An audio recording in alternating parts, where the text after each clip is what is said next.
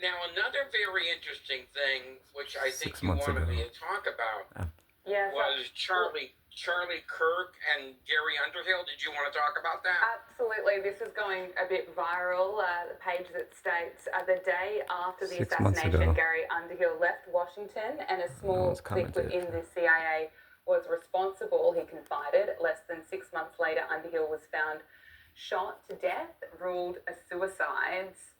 There's a lot of speculation around that. How much weight should we be giving it? All right. This is something that had been out there before, but it's now in a very clean form, as you can see. You know, it's unredacted. It's a very compelling story.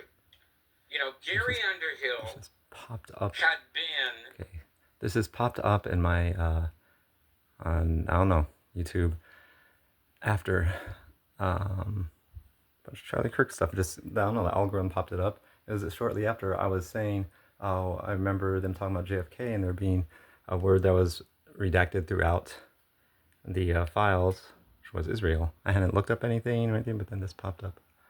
It's very interesting. But they don't bring up Charlie Kirk again. Unless I missed it.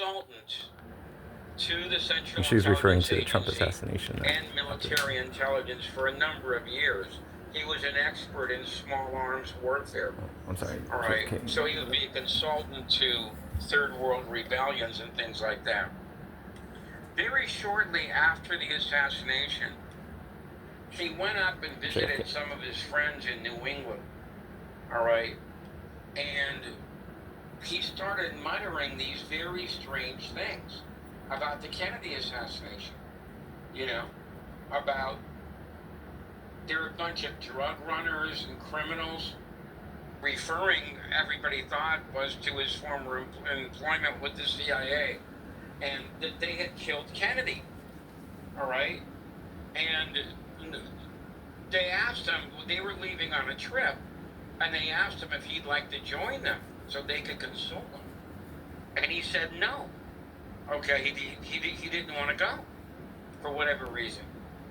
Then a friend of his, a magazine writer, came knocking at his door a few months later, and he found his dead body, okay, with a gun lying nearby. And the problem was that the gun was in the wrong hand. Okay? All right? I believe it was that Underhill was left-handed and the gun was found in his right hand. All right? And the friend was very, very disappointed in the investigation that came out afterwards. He said words to the effect that, you know, it's almost like they wanted to bungle the investigation. All right? That's how disappointed he was in what happened with the inquiry afterwards. Gary Underhill was one of the most interesting people that you will ever find in this case. Okay, and I'm really glad they declassified this memo in a clean form. All right? You won't find very many more compelling stories than the story of Gary Underhill. Oh, they didn't bring up Charlie Kirk 6 months ago. Are we going to Why see more conspiracies? Charlie or are we going to get really a clearer picture?